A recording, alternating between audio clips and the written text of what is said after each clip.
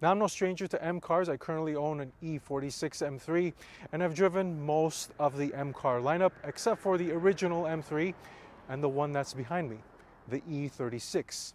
So it's time to turn back the clock because today I get to experience a car that I've been wanting to drive for a very long time. So let's start exploring this, the E36 M3. All right, so first things first, this is a US spec E36 M3. It's from the 1997 model year, which means it has the bigger 3.2 liter inline six-cylinder. And let me tell you something else, it's in immaculate condition considering the mileage at 80,000+. Painted in this cool dark car yellow color, it really makes the E36 M3 pop. Now, my personal bias says that the E46 was the best looking M3 generation, but recently I'm starting to come around to the E36 as well. Now, I've got a question for you. Which M3 generation do you like best? So now let's take a look at the interior very quickly before we take this thing out for a drive. So as I mentioned at the outset about the exterior looking immaculate, it's the same in here. Considering 82,000 miles, this thing is well kept. Not a tear in any part of the leather. It's held up really nicely. Everything looks good, but it's not all great. This was manufactured during the 90s where plastic interiors were the norm, so there is some cheap looking stuff in here, and overall the build quality may not be the best, but it's pretty good considering the era this car came from. Now, switching over to technology and maybe even the lack thereof, there are a lot of buttons and switches and knobs in here, not a single screen in sight. Instead, you get a cassette player where you can listen to your favorite 90s or prior jams. So wrapping it up with the seats, so sitting at 5'11", I have good amounts of headroom, good amounts of legroom. The overall cabin size is good. The seat cushioning is good as well. Easily can be driven on a daily basis because of how comfortable the seat is. The thing that's lacking about it is the side bolsters are not aggressive. They are fixed. You don't have the ability to adjust them. So the hold you in ability of this seat is not the best. So that's really it. I'm going to keep it short in terms of the interior part. So let's move to the driving portion and see what this thing feels like behind the wheel. All right, so now behind the wheel of the E36 M3, let me tell you about some of the engine specifications. So 3.2 liter naturally aspirated inline six-cylinder generating 240 horsepower and 236 pound-feet of torque. It's putting all of that power out to the rear wheels via a 5-speed manual transmission or 5-speed automatic. In this case, we have the 5-speed manual. And in terms of 0 to 60, this is 5.3 to 5.5 seconds, depending on who you ask. So let's call it mid-fives. It's riding on a bone stock suspension. This is actually a bone stock car. It does not have any modifications in any form, except for the tires. So this is riding on the 17-inch wheels, but it's got Michelin Pilot 4S's. So this is going to feel a little different than a truly stock M3 from the 90s. Of course, tires have advanced significantly, and it'll probably feel a little different compared to an M3 riding on 90s tires. So with that, let's go ahead and see what this has got. It's got a true key, no push button start, very nostalgic feeling in this car. Let me move the seat a little forward and let's roll. So one of the things that you will immediately notice when you're sitting in this car is that it really is a small car compared to, for example, my E36 M3 or any new M3 or M product that you would drive nowadays. You get in and it feels small. The overall cabin feels small. It doesn't feel like a sports car like Miata small, but it does feel small, and it really shrinks around you. It gives me my E46 M3's feel. Short hood in front of me, small car overall. But it's such a wonderful, I guess, experience to feel a car from this era and how small it is. Let's go now.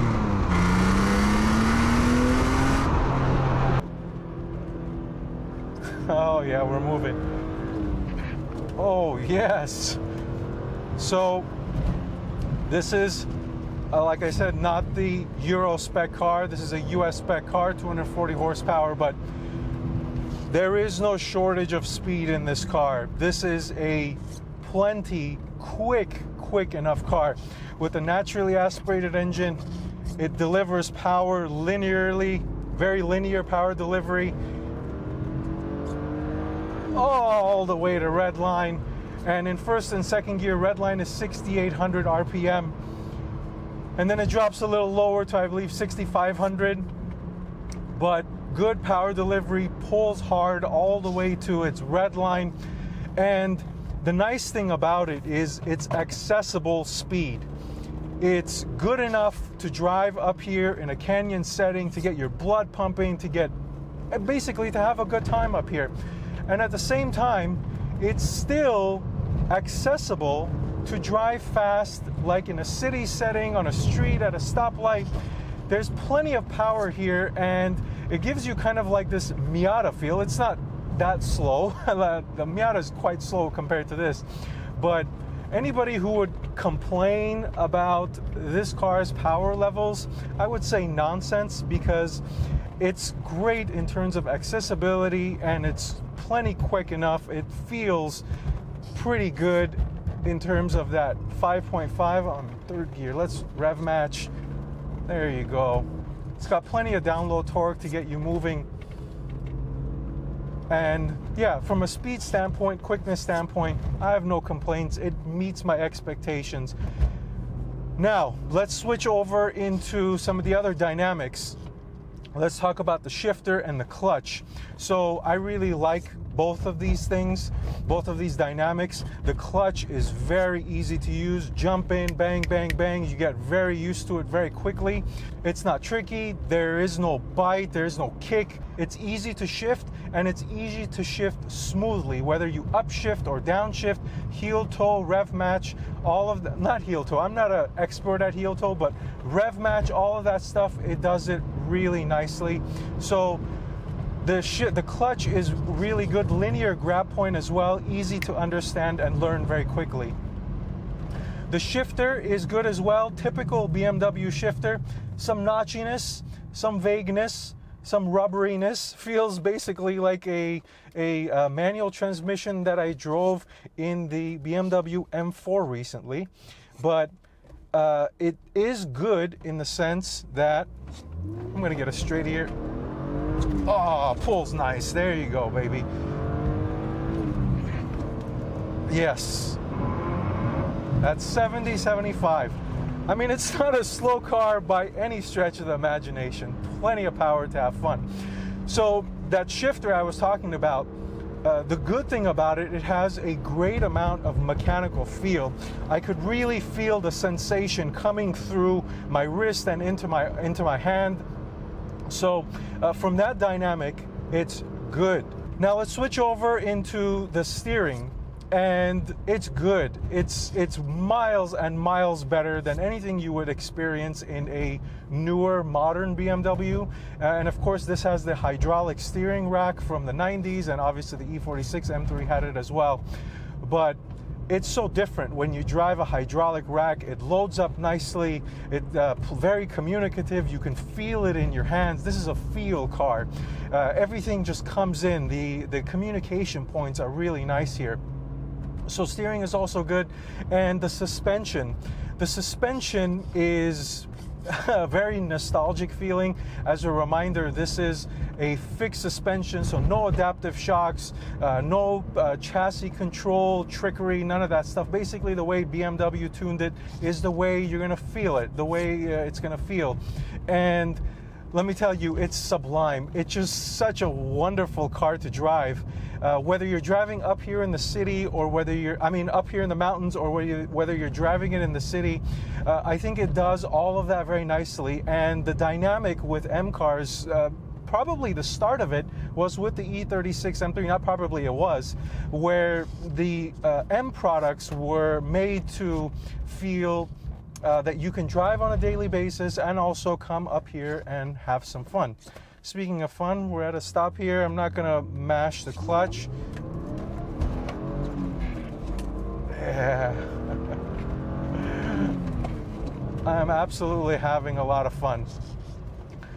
But this is a wonderful car in terms of suspension, driving dynamics, and as a reminder, it's a feathery light car by today's standards, almost 3,200 pounds, and you can really feel it. It's such a nice feeling to get into a light car that's tossable, that loads up nicely. The suspension is just so compliant and communicative. So it's just, it really puts a smile on your face and kind of brings back a lot of memories from cars from this era. And cars nowadays are so different with the adaptive shocks and then the chassis control and all of that wonderful gadgetry, which makes the cars faster, but some may argue that it doesn't necessarily make them funner. Now, let me talk about it from an overall driving dynamic, the whole package as a total car. This is definitely a feel car. This is definitely a driver's car. The handling, the feel is just really nice. And it's a driver's car before anything else in terms of comparing it to like a straight line accelerating car or something that's going to blow your head off with a lot of power and acceleration. The best way I can put it is that this is a feel car. It feels nice to drive, it feels nice to use the shifter, it feels nice to turn the steering wheel, feel the car lean, the lightweight, the 3,200 pound car. It's just such a tossable car and a lot of fun to drive. You will not be disappointed. You will not feel like you're getting gypped in terms of US spec versus Euro spec and the lower power, because this thing more than makes up for it in other areas such as handling and just overall feel. So that's all I've got in terms of driving dynamics. Now let's wrap it up with some final thoughts. So that's the E36 M3. This is a fantastic car. If you're thinking about getting one, go for it. Euro spec, US spec, doesn't matter. They look great, they're fun to drive, they're lightweight, they're plenty quick enough. You can get them with a manual transmission, and they're cars with the old school M formula, something that the newer cars are slightly missing. So that's all I've got. If you've got any questions, please make sure you leave me a comment down below or send me a message on Instagram @DriveSteady. If you happen to be interested in some of those newer M products, here's some videos for you to watch. Don't forget to like and subscribe. Otherwise, thank you for watching this video. Until next time, drive steady.